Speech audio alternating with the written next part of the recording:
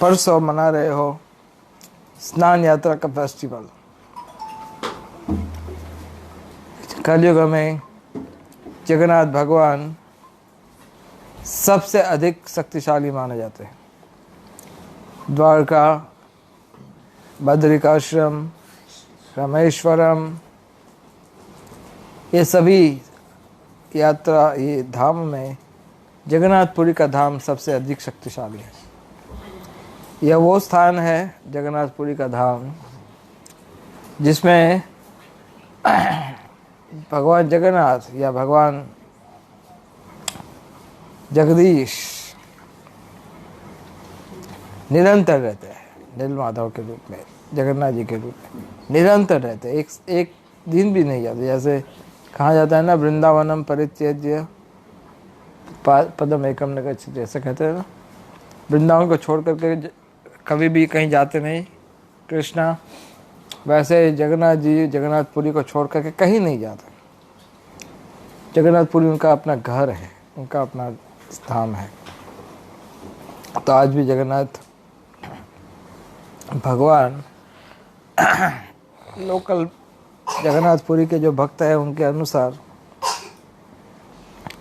जगन्नाथ जी अपनी इच्छा से स्वतंत्र होकर के कभी भी मंदिर, श्री मंदिर से बाहर भी आते हैं, कभी श्री मंदिर से अंदर भी जाते हैं, कभी विहार करने के लिए समुद्र तट भी जाते हैं। लेकिन ये सब अपनी इच्छा से, अपनी अंतरंगा शक्ति से, साधारण लोगों की दृष्टि से अप्रकट रूप में करते हैं।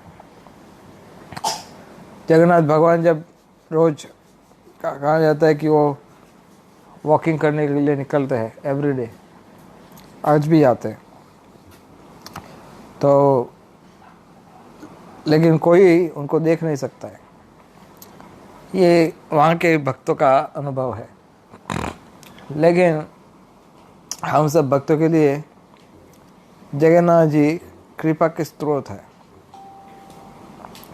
जब चैतन्य महाप्रभु को पूछा गया था कि चैतन्य महाप्रभु ने अपनी माता को पूछा कि मैं संन्यास लेकर के वृंदावन जाना चाहता हूँ, तो मैं वृंदावन जाऊँ?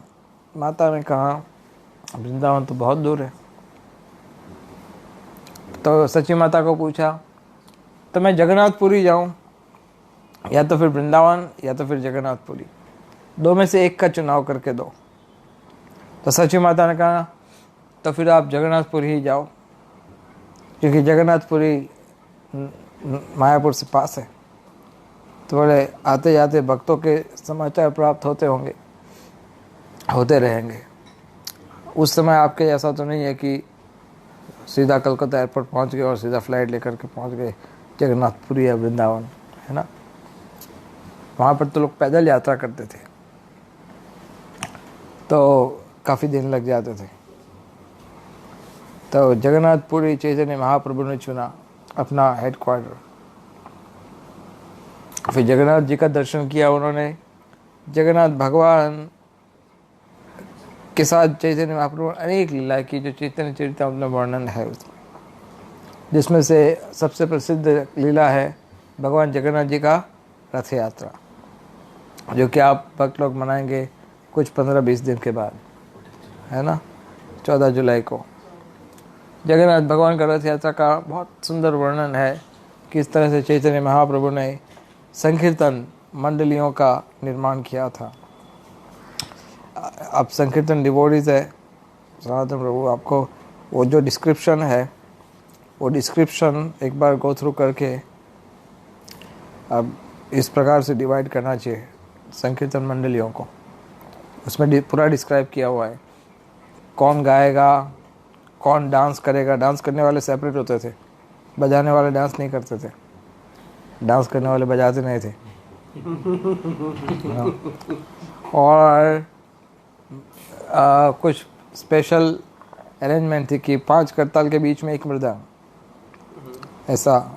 अगर आपको दूसरा मृदंग चाहिए तो करताल की संख्या डबल कर देने की, तो 10 करताल बजा सकते हो और 2 मृदंग, ऐसे। तो इस तरह से चैतन्य महाप्रभु ने बनाया है पूरा मंडली, कीर्तन मंडली। और फिर एक आगे, एक दो बाजू में, एक पीछे, इस तरह से मंडलियाँ बनाई गई थी जगन्नाथ। हालांकि हमारे पास एक ही रथ होता है, जगन्नाथ जी के पास 3 रथ है। हमारे कई बड़े शहरों में 3 रथ होते हैं, जैसे कलकत्ता मंदिर में 3 रथ होते हैं, और पता नहीं जुहू में या पता नहीं कहीं पर 3 रथ है। जुहू में 3 रथ है। मैं न्यूयॉर्क की रथ यात्रा देखा था, बड़े बड़े 3 रथ है। 3, हर एक रथ का अपना संकीर्तन पार्टी, हर एक रथ का अपने गाने वाले, हर एक रथ का खींचने वाले, हर एक रथ के पास सेम सेटअप। ये बहुत सुंदर जगन्नाथ रथ यात्रा का वर्णन चैतन्य चरितामृत में आता है। उससे पहले भक्त लोग मनाते हैं स्नान यात्रा का उत्सव, जो कि आप परसों मनाने वाले हो। स्नान यात्रा वो उत्सव है जिस दिन जगन्नाथ भगवान का प्राण प्रतिष्ठा हुआ था। जब ब्रह्मा जी को बुलाने के लिए कोई गया था, कौन गया था? ब्रह्मा जी को बुलाने के लिए कौन गया था? हाँ, इंद्रद्युम्न महाराज गए थे। अच्छा, तो इंद्रद्युम्न महाराज गए थे ब्रह्मा जी को बुलाने, लेकिन वो जब गए तो उनको पता पड़ा कि कलयुग, ये बहुत सारे युग बीत गए हैं। उनको वहाँ पर गए और वापस आने में बहुत सारे युग बीत गए, क्योंकि ब्रह्मा जी जब ग्वाल बालों की चोरी की थी, 1 सेकंड के लिए देखने गए थे ब्रह्मलोक में, जहाँ पर 1 साल बीत गया था। 1 साल बीत गया चोरी किए। इसलिए अगासुर का जो कथा है, वो 1 साल तक ब्रजवासियों को पता ही नहीं था कि अगासुर का वध हुआ है। 1 साल के बाद ग्वाल बालों ने जाके बताया कि कल अगासुर का वध हुआ था। हालांकि वो 1 साल हो गया था उसका।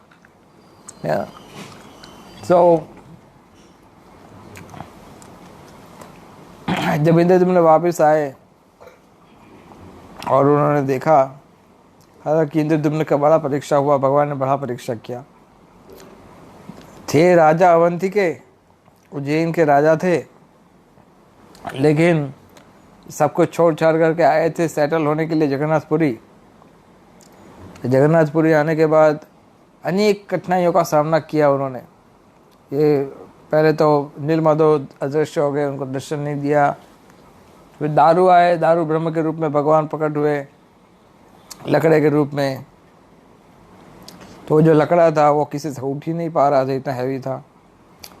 तो उन्होंने कई बार अनशन किए थे, बंद कर दें, खाना पीना बंद कर दिया था। ये आपके आजकल के जो अनशन होते हैं तो बेकार फालतू होते हैं। ये लोग पॉलिटिकल लीडर्स जो करते हैं, सब ड्रामेबाजी होती है। लेकिन भगवान के भक्त जब भगवान की प्रसन्नता के लिए, भगवान का आदेश प्राप्त करने के लिए जब अनशन करते हैं, तो फिर भगवान उनकी प्रार्थना को सुनते हैं। तो जब उठा करके लेके आए, फिर मूर्ति बनाने वाला कोई तैयार नहीं था। मूर्ति बनाने के लिए 1000 लोग बुला लिए, सबके जो हथियार सब टूट गए। तो बनाएगा कौन? फिर वापस रोने लगे कि हाय हाय क्या करो, कैसा पापी आत्मा हूँ मैं। एक के बाद एक कठिनाइयों का सामना कर। अगर हमें कोई कठिनाई दे देता, प्रभु जी भगवान का इच्छा कि ये नहीं होना चाहिए। भगवान ने हमें अंदर से प्रेरणा की है कि ये कार्य मत करो। नहीं, कठिनाइयों का सामना करना, ये तो भक्तिवंत ठाकुर कहते हैं कि कृष्ण भक्ति के आचरण में अगर कठिनाई का सामना करना पड़े तो ये सुख का साधन है, ये दुख का साधन नहीं है ना। प्रभुपाद जब बीमार थे, उनके शिष्य उनको कहते थे कि प्रभुपाद आप अपनी यात्रा को कम करो, आप ज़्यादा प्रचार को अभी कम करो। प्रभुपाद रिपीटेडली कहते थे, don't take away my privilege to struggle for Krishna. Again and again वो कहते थे कि कृष्ण के लिए स्ट्रगल करने के जो अवसर मुझे प्राप्त हुआ है वो मुझसे छीन मत लीजिए। तो भगवान के लिए स्ट्रगल करना अच्छी बात है। तो कठिनाइयों से परेशान होकर के दूर नहीं भटकना चाहिए। कठिनाइयों का सामना करके कृष्ण भक्ति और चैतन्य महाप्रभु के मिशन को आगे फैलाने में अपने आप को समर्पित करना चाहिए। तो इंद्रद्युम्न महाराज कई कठिनाइयों का सामना करके जब लेके आए ब्रह्मा जी को, तो ब्रह्मा जी ने वहाँ पर प्रतिष्ठा यज्ञ करवाया, प्राण प्रतिष्ठा यज्ञ किया। और वो जिस दिन अभिषेक हुआ, प्राण प्रतिष्ठा हुआ, वो था स्नान यात्रा का दिन, जो परसों आप मना रहे हो। इसलिए उनको जगन्नाथ जी का बर्थडे कहते हैं। और इसमें जन्माष्टमी जितना ही इसका महत्व है, क्योंकि कृष्ण का बर्थडे, जन्माष्टमी जितना ही महत्व है, लेकिन फिस्टिंग डे है, फास्टिंग डे होता ही नहीं है। जन्माष्टमी में तो आपको रात को 12 बजे तक फास्टिंग करना पड़ता है ना। लेकिन ये जगन्नाथ जी का जन्मदिन जो है, उसमें आपको सुबह से ही फिस्टिंग होती है ना। तो आप फिस्ट खा सकते हो, अन्नकूट लगता है भगवान को भोग। जगन्नाथ जी की कृपा का स्वरूप है। जगन्नाथ जी की पूजा का एक तरीका है, उनका प्रसाद खाओ। अगर आप प्रसाद खाते हो तो उनका धूप दीप चामर से पूजा करने के बराबर माना जाता है,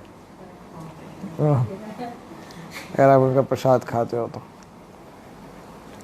तो जगन्नाथ भगवान बहुत कृपालु है और हमें शिक्षा देते हैं कि किस तरह से हमें दृढ़ संकल्प हो करके, जैसे स्नान यात्रा के दिन हाथी वेश का भी कथा आपने सुना होगा,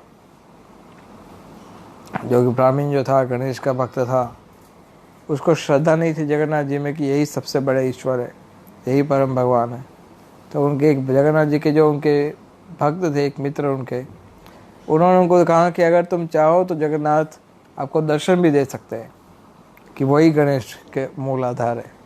तो जब वो स्नान यात्रा के दिन उनका अभिषेक हुआ, उसके बाद उस ब्राह्मण को भगवान ने गणेश वाला स्वरूप दिखाया, सूंड गणेश वाला स्वरूप, हाथी वेश बोलते हो उसको, तो वो स्वरूप उनको दिखाया। एक प्रचलित वहाँ की कथा है। तो उस दिन से फिर जगन्नाथ भगवान को ये हाथी वेश अर्पण करने का ट्रेडिशन शुरू हुआ। तो अभी भी आप देखिए जगन्नाथ जी का हाथी वेश होता है पुरी में। स्नान मंडप है, ऊपर देखा होगा आपने, नीचे से रोड से दिखता है। अगर स्नान यात्रा हो रही है जगन्नाथ जी का, तो आप जब नीचे से देख सकते हो स्नान यात्रा, पब्लिकली ओपन स्नान होता है भगवान का, जगन्नाथ का। और वो भी 4-5 घंटे लगातार स्नाते रहते हैं, फिर बीमार पड़ जाते हैं। फिर अनवसर का समय आता है 5 दिन के लिए, 15 दिन के लिए। उस अनवसर में भगवान अपना एकांतवास करते हैं अपनी पत्नी के साथ, और लोगों के सामने कहते हैं कि वो बीमार हो गए, तो इसलिए उनको दवाई दी जाती है, उनको रेस्ट दिया जाता है। तो ये देखा जाता है कि अर्चा विग्रह जो है भगवान के, ये हमारी इंद्रियों को निरंतर उनकी सेवा में लगाने का सबसे उत्तम माध्यम है। अगर आप चाहते हो कि आपकी इंद्रियां, आँख, नाक, कान, हाथ, पाँव, सब कुछ, ये सब भगवान की सेवा में एंगेज रहे, तो ये सबसे उत्तम साधन है, अर्चा विग्रह की सेवा करो। अर्चा विग्रह की सेवा करने से इंद्रियों की शुद्धि होती है, हृदय की शुद्धि होती है, मन की शुद्धि होती है। आप निरंतर उनकी सेवा में व्यस्त रहते हो, निरंतर उनकी विचारों में व्यस्त रहते हो। तो यह होता है भगवान के भक्तों का विशेष प्रिविलेज, अपॉर्चुनिटी। तो ये हमें सीखना चाहिए कि किस तरह से वैष्णवों को अपनी इंद्रियों को भगवान की सेवा में लगाना चाहिए। भगवान कहते हैं, एक बड़ा प्रसिद्ध श्लोक है, ये उत्तम भक्ति की व्याख्या देने वाला, जो आपके भक्ति रसामृत में भी एक ऐसा श्लोक आता है, अन्याभिलाषिता शून्यम ज्ञान कर्माद्यनावृतम आनुकूल्येन कृष्णानुशीलनम भक्तिरुत्तम, है ना। अनुकूल्येन कृष्ण अनुशीलनम, और उसके बिल्कुल पैरेलल एक श्लोक है, बिल्कुल पैरेलल। सर्वोपाधि विनिर्मुक्तम तत्परत्वेन निर्मलम ऋषिकेन ऋषिकेश सेवनम भक्ति उच्यते। तो सर्वोपाधि विनिर्मुक्तम, सब प्रकार की जो उपाधियां हैं, है ना, अन्याभिलाषी दाशुन, सब प्रकार की उपाधियां से मुक्त, सर्वोपाधि विनिर्मुक्तम तत्परत्वेन निर्मलम, निर्मल होना, अन्याभिलाषिता इज निर्मल, और तत्परत्व सर्वोपाधि विनिर्मुक्त में ज्ञान कर्माद्यनावृतम। आनुकूल्यन कृष्णानुशीलनम का इसमें है ऋषिकेन ऋषिकेश सेवनम, इंद्रियों के माध्यम से ऋषिकेश की सेवा करना। ऋषिकेन ऋषिकेश सेवनम, ऋषिकेन ऋषिकेश सेवनम भक्ति रुच्यते, वो है भक्ति। और यहाँ पर क्या है, आनुकूल्यन कृष्णानुशीलनम भक्तिर उत्तमा, तो ये उत्तम भक्ति माना जाता है। तो भक्तों को जब भक्ति के मार्ग में हम जुड़ते हैं तो हमें कुछ चेंजेस हमारे भीतर पाए जाते हैं कि आपकी विचार की दिशा बदल जाती है, आप उन कार्यों में इंटरेस्ट लेते हो जिसमें भगवान की सेवा है, और उन कार्यों में इंटरेस्ट कम लेना शुरू करते हैं जो कृष्ण से आपको दूर करते हो। आइडियली हम सबका गोल क्या है, लक्ष्य क्या है, सब प्रकार के भौतिक आकर्षणों से मन की मुक्ति। हमारा मन जो है वो भौतिक आकर्षणों से बहुत आकर्षित है ना। कितना भी सुनने के बाद, कितना भी पढ़ने के बाद, कितना भी हम लेक्चर सुनते, इतने साल बीत जाते हैं इस्कॉन में, लेकिन कई बार तो देखा जाता है कि हम जो बेसिक प्राइमरी चीज़ है उसको भी समझने में हम सालों बिता देते हैं। तो इसलिए हमारा प्रयास होना चाहिए कि हम इन चीज़ों को बार बार सुन कर के अपने आचरण में लाने का प्रयास करें। जब आप कृष्ण के भक्त हो तो आपके लक्षण भी तो होने चाहिए ना कृष्ण के भक्त के। अब हम कैसे कह सकते हैं कि मैं कृष्ण का भक्त हूँ, है ना। जब कोई देखेगा तो कोई कहेगा भाई तुम्हारे लक्षण क्या है। से अर्जुन ने भी पूछा था भगवान को, है ना। क्या पूछा था अर्जुन ने? हाँ, श्लोक बोलो, श्लोक। सब भक्ति शास्त्री वाले डिवोटी है यहाँ पर, बोलिए। मुनि कैसे चलता है, कैसे बैठता है? हाँ,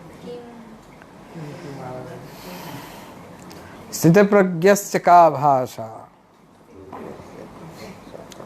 स्थित प्रज्ञ किस तरह से बोला? स्थित प्रज्ञस्य का भाषा। स्थित किम प्रभाषेत, किम आसीत, किम व्रजेत, किम, है ना। किस तरह से चलता है, किस तरह से बोलता है, कैसे बैठता है। तो उसका कोई उसका वो बैठने चलने के लिए कोई ऐसा कोई भगवान को चल के दिखाएंगे नहीं कि कैसे बैठते हैं। इसका तो आचार्य लोग हमें बताते हैं कि उसका व्यवहार कैसा होता है, उसके विचार कैसे होते हैं, उसके लक्षण कैसे होते हैं। ये प्रश्न अर्जुन ने पूछा है। तो हमने सोचा कि आपके साथ हम कुछ बेसिक चीज़ों का चर्चा करें, if you agree, if you permit.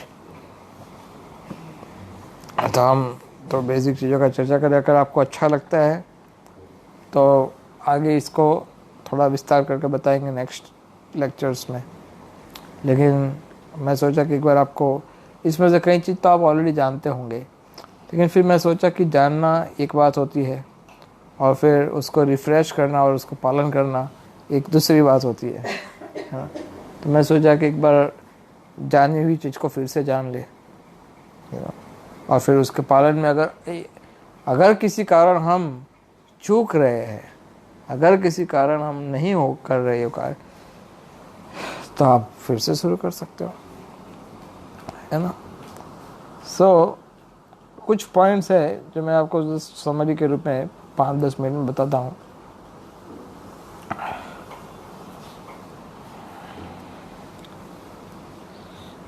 मनुष्य को इस भक्त को प्रतिदिन अपने गुरु का कम से कम 3 बार चिंतन करना चाहिए, कम से कम 3 बार उनको प्रणाम करना चाहिए, अपने गुरु को, भगवान को और वैष्णव को भी। ये प्रतिदिन होना चाहिए। कई बार देखा जाता है कि भक्त लोग गुरु को साल में एक ही दिन याद करते हैं, व्यास पूजा के दिन। उस समय पता नहीं कहाँ से हृदय में गुरु भक्ति प्रकट हो जाती है और भक्त लोग इतना उत्साह से करते हैं। लेकिन जो गंभीर भक्त होते हैं वो क्या करते हैं, साल उनके लिए 365 दिन व्यास पूजा ही होता है। उनके लिए 365 दिन गुरु का चिंतन और गुरु के आदेश का पालन करना, ये उनके लिए। प्रभुपाद कहते थे कि मैं कभी अपने गुरु से जुदा नहीं हुआ, कभी भी नहीं। I never felt that I am separated from my spiritual master. तो एक बार किसी भक्त ने प्रभुपाद को पूछा था कि क्या जैसे भगवान हृदय में परमात्मा के रूप में है, वैसे क्या हम गुरु को रख सकते हैं परमात्मा के रूप में हृदय के अंदर? तो प्रभुपाद ने उनको कहा, रख सकते हो इफ यू वांट। अगर तुम चाहो तो गुरु को भी अपने साथ रख सकते हो हृदय में। We should do that every day. और इतना ही नहीं, हमसे जो उम्र में बड़े होते हैं, जैसे कि माता पिता है, दादा दादी है, या जो हमारे बुजुर्ग हैं, हमारे वडील हैं, उनको भी चरण छूना ये अच्छी निशानी मानी जाती है। उनको प्रणाम करना दिन में 1 बार, ये अच्छी निशानी मानी जाती है। मैं कई बार कहता हूँ भक्तों को कि it's a very good habit. अगर आपको आज के समय में अगर कोई बच्चा माँ के चरण छुएगा तो माँ बोले, पागल हो गया क्या? क्या हुआ? Is there anything wrong with you? लेकिन चरण छूना कोई अच्छी निशानी है। दिन में रोज 1 बार माता पिता के चरण छूना, या बुजुर्ग जो वरिष्ठ है आपसे, उनको प्रणाम करना, इट्स अ गुड हैबिट। इसमें कोई गलत नहीं है। क्यों? क्योंकि बहुत सारी चीज़ इसमें उनके ब्लेसिंग्स आपको मिलेंगे, साथ ही साथ आपका अहंकार टूट जाएगा। राइट? ये अहंकार बहुत बड़ी बीमारी है। It's very difficult. अहंकार का वजन हमारे वजन से ज़्यादा हो जाता है शरीर के वजन से।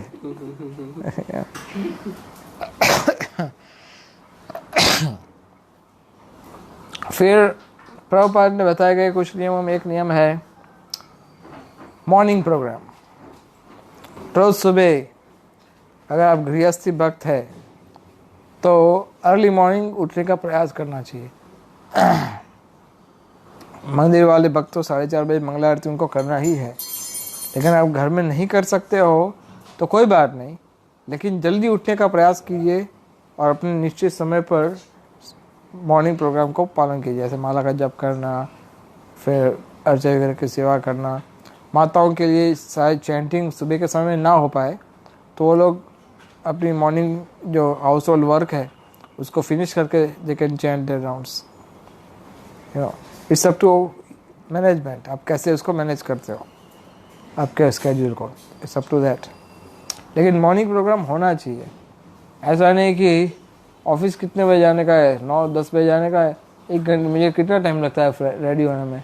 आधा घंटा, पौना घंटा, 15 मिनट नाश्ते में हो गया 1 घंटा। फिर 9 बजे जाना है तो 8 बजे उठ जाएंगे। तो फिर उठेंगे, फिर थोड़ा फ्रेश होंगे, नाश्ता करेंगे, सीधा ऑफिस। तो ये अगर बुरा मत मानना, अगर आप में से किसी भक्त का ये हैबिट हो तो ये हैबिट को चेंज करने का प्रयास कीजिए, इससे आपको बहुत फ़ायदा होगा। एक्चुअली आपके हित में हम बता रहे, बहुत फ़ायदा होगा इससे कि अगर आपका सुबह के समय में जो जप होता है, जो साधना हो सकती है, रात को वो नहीं हो सकता है। क्यों ऐसा? आप खुद चेक करके देखना। सुबह के समय में आपका माइंड बहुत फ्रेश होता है, बहुत creative, you look like fresh rose, ताजे गुलाब जैसे दिखते हो। देखा है कभी किसी ने जिसकी अपनी Is there anything wrong? Maybe she can go inside.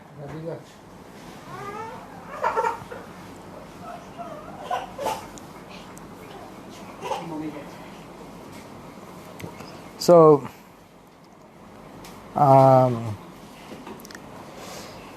मैं भी अभी किसी वक्त को बताया था, अर्ली मॉर्निंग टाइम, जैसे आप उठ के उठने के समय पे ही 1-2 मिनट के लिए ऐसा आपको लगता है कि कहाँ उठने का समय आया है।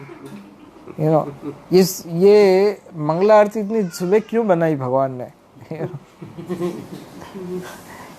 ये मॉर्निंग प्रोग्राम इतने एम्फेसाइज क्यों? लेकिन एक बार आप 5 मिनट ऐसा लगेगा, जैसे आप उठ जाते हो, रेडी हो जाते हो, फ्रेश हो जाते हो, फिर आपको बड़ा अच्छा लगता है ना, यू फील सो गुड, फिर देखना आपका दिन, पूरा दिन बहुत अच्छा लगेगा, whole day you will like so nice, you will think oh it is so good.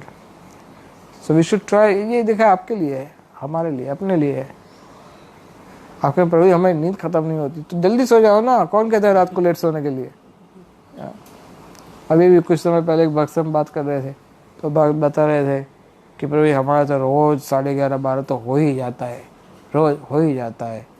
मैं कहा क्या हो ही जाता है, नहीं होना चाहिए, लेकिन बोले हम प्रचार करते हैं, ये करते। मैं कहा कितने भक्त बना लिए आपने इतने रात को 12 बजे उठ करके, जग करके, है ना? तो कुछ नहीं कह पाए, तो फिर मैंने उनको कहा कि अगर आप रात को 10-11 बजे सो ही जाओगे तो भी आप उतने ही वक्त बना पाएंगे जितने रात को 1 बजे सो के बनाते हो या 12 बजे सो के बनाते हो।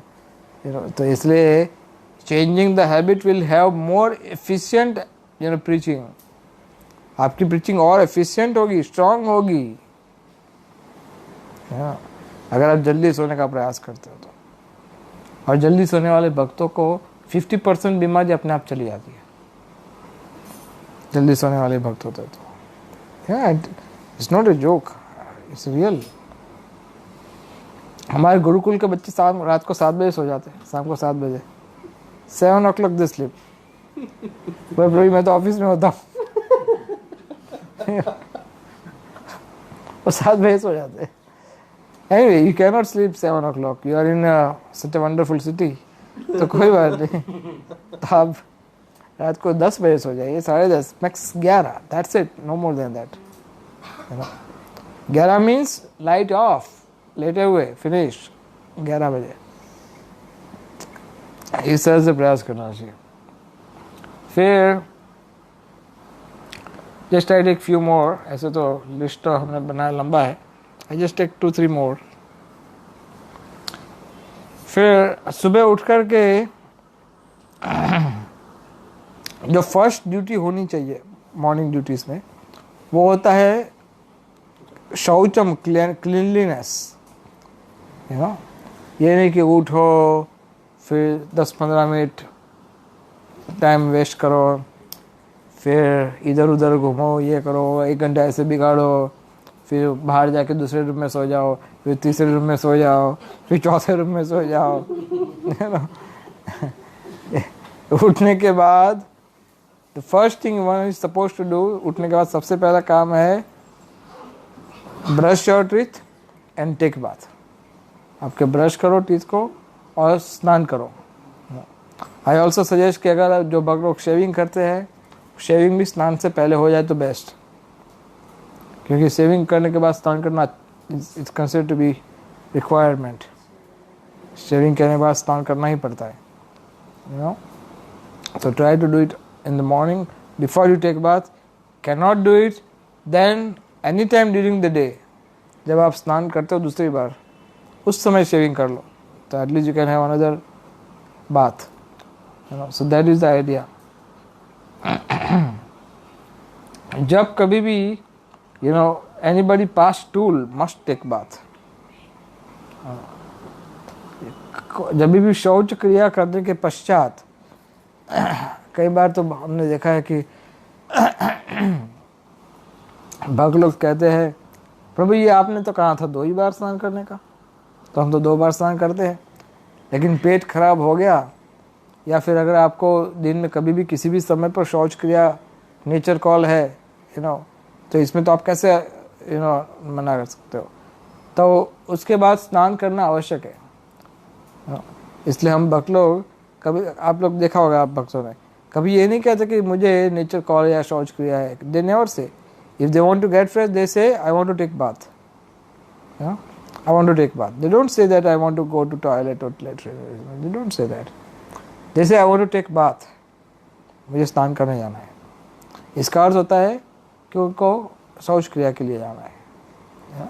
तो ये शौच क्रिया आवश्यक है, भले आप साबुन से नहीं नहाओ, इट्स नॉट रिक्वायर्ड। आप जल से स्नान, जल पवित्र करने वाली वस्तु में आता है। जल को स्पर्श करने से वस्तु पवित्र हो जाती है। ये शरीर को जल स्पर्श करता है तो शरीर पवित्र हो जाता है। तो ये शौच क्रिया के बाद स्नान करना आवश्यक माना जाता है। इट मस्ट बी देयर, क्योंकि उसके बाद आप मुश्किल हो जाएगा, पवित्र हो जाते। फिर आप भगवान को स्पर्श करोगे, भगवान की विग्रह को, भगवान की पूजा के सामान को, किसी भी चीज़ को स्पर्श करना is not clean. We must take cleanliness. After passing urine, अगर कोई यूरिन पास करते हैं तो उनको हाथ और पांव ये दोनों को धोना चाहिए। हाथ और पांव दोनों को धोना चाहिए। Who is that? Okay. You can sit inside. Hare Krishna. Hare Krishna. Hare Krishna. So, दोनों को, हाथ और पाँव दोनों को धोना चाहिए। I'm just going to end up, don't worry. आप समझे मैं क्या बताया? After passing urine, हाथ और पाँव, अब क्या बोलते हो उसको भाई, यूरिन को, whatever it is. After passing water, yeah. तो हाथ और पाँव दोनों को धोना चाहिए, है ना।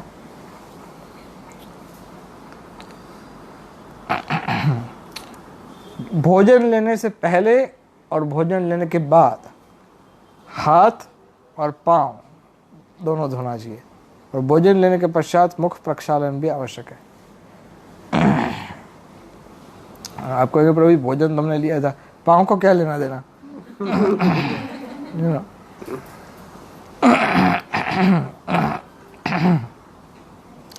एक्चुअली संस्कृति में है, विदेश में बड़ा मुश्किल होता है ये इसको फॉलो करना, लेकिन हमने विदेश में भी कई भक्तों को देखा है कि वो लोग हाथ और पाँव दोनों को धोते हैं भोजन के पश्चात।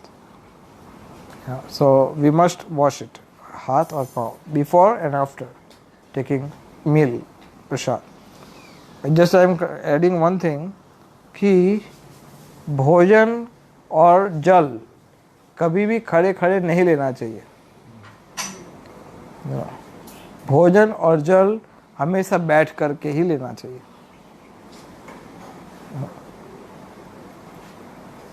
यह हैबिट डालनी पड़ेगी। विशेष करके भोजन तो चलो हम समझते हैं कि बैठ करके खाते, लेकिन जल के विषय में हम ऐसा नहीं करते। लेकिन अगर हम हेल्थी शरीर चाहते हो, ये आयुर्वेद कहता है, if you want healthy body, तो जब भी आप जल पीते हो तो आसपास में कोई भी एक चेयर लेकर बैठ जाओ, वहाँ पर बैठ करके जल पियो। अगर चेयर नहीं है तो घुटनों के बल बैठ जाओ, फिर जल पियो। इस तरह से हमें रखना है। भाई प्रभु जी आप why to make so many rules and regulation. बाबा this is culture and this is healthy habit, healthy habit है। अगर आपका स्वास्थ्य अच्छा रहता है तो आपको नहीं अच्छा लगेगा। So it is good. तो जल और भोजन दोनों को ग्रहण करते समय बैठ करके करो। सिट, फाइंड योर सीट और मेक योर सीट। सो जल पीने के पश्चात हाथ धो देना, क्योंकि जल पीने के पश्चात अगर हाथ नहीं धोते तो आप भगवान की पूजा नहीं कर सकते हो। ये चीज़ प्रभुपाद ने सिखाई थी। जब प्रभुपाद बायोग्राफी पढ़ोगे तो उसके अंदर जो कुकिंग कर रहे, प्रभुपाद कुकिंग सिखा रहे थे, तो उनके जो माता जी शिष्या जो थी वो उन्होंने प्यास लगी तो उन्होंने जल पिया, प्रभुपाद ने कहा हाथ धो लो। तो कहा प्रभुपाद मैंने तो पानी पिया है, खाया, भोजन नहीं लिया। प्रभुपाद ने कहा फिर भी हाथ धो लो। तो हाथ धोया। तो स्पेशली जब आप सेवा करते हो भगवान की, उस समय आपको जल के बाद हाथ धोना आवश्यक है। जल पीने के बाद हो सके तो जल को ऊपर से मुंह को लगाए बिना पियो तो आप देन नो प्रॉब्लम। लेकिन मुंह से छू करके जल पीते हैं तो वॉश करना अच्छा है, हाथ को धोना अच्छा है।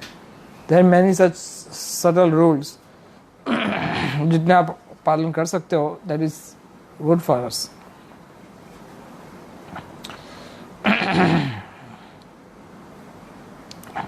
Okay, just I take one more, last one, and then we'll stop. Use right hand for prasad. भोजन लेने के लिए और जल पीने के लिए राइट हैंड का उपयोग कीजिए। आप लेफ्टी हो तो भी राइट हैंड का प्रयास कीजिए। कई बार बक लोग कहते हैं मैं तो लेफ्टी हूँ, व्हाट कैन आई डू, फिर भी राइट हैंड का प्रयास कीजिए। It will be a good habit. ठीक है। Okay, so we stop here. Any question? कोई प्रश्न?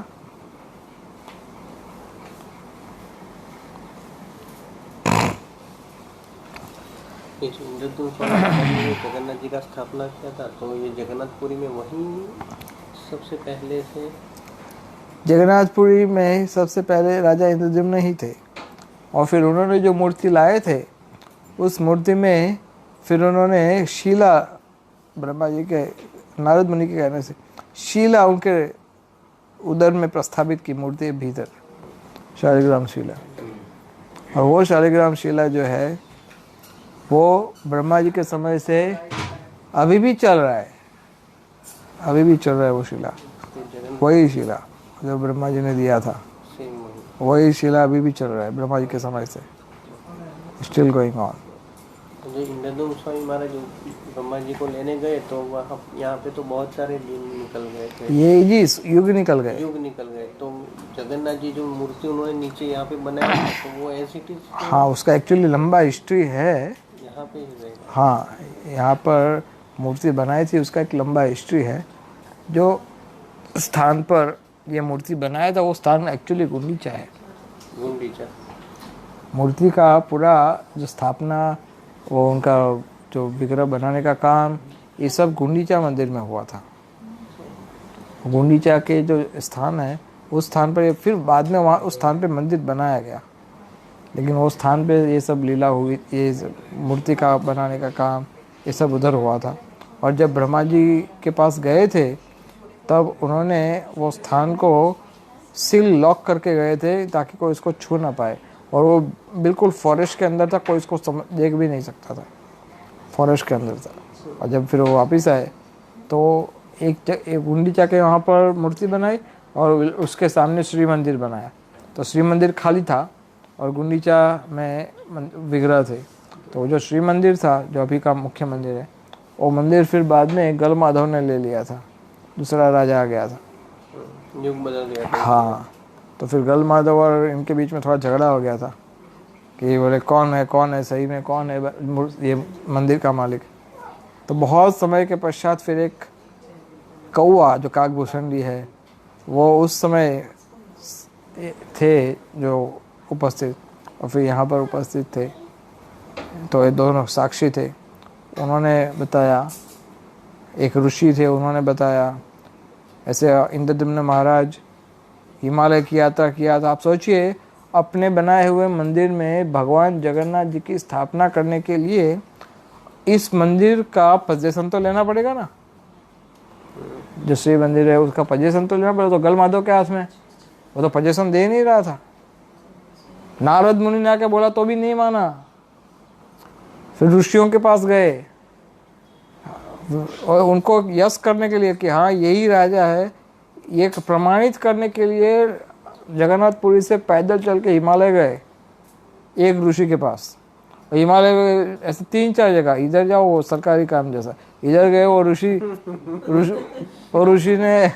ऋषि ने उनको कहा कि अभी आप इस ऋषि के पास जाओ, तो हिमालय से चल करके और किसी जगह पर गए, और फिर वहाँ बने हुए तो वो इधर से बोले उस ऋषि के पास जाओ, तो वो दूसरे ऋषि के पास, ऐसे अलग अलग स्थान पे पूरे भारत की यात्रा कराई, और पूरी भारत की यात्रा करने के पश्चात फिर वापिस आए जगन्नाथपुरी में, और फिर जगन्नाथपुरी में उन्होंने वो काकभूषण ने कहा भाई ये तुम्हारा इनका मंदिर है,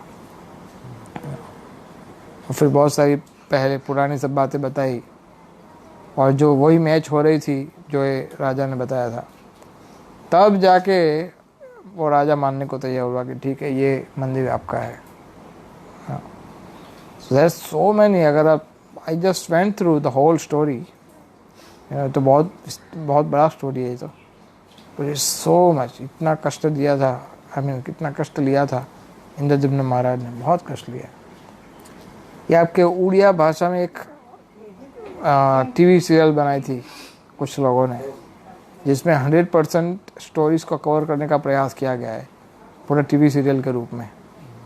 बहुत लंबा बनाया, so many episodes like Mahabharata, बहुत लंबा है। मैं देखा था एक बार उसको, पूरा देख लिया था। I just saw it once, just wanted to see you know the past times in dramatic way, तो आई सॉ दैट। हमारे भक्तों ने एक पुस्तक भी बनाया, जगन्नाथ, ये है ना श्री जगन्नाथपुरी, इसमें पूरा कथा है, बड़ा है वो। हाँ वो सामने पड़ा है, वो पूरा कथा है उसमें। ये जो आपने कहा वो सारा हाँ सब इसमें है। वो मैं तो कुछ नहीं बता, वो तो पूरा डिटेल में, फुल डिटेल में। Stop that.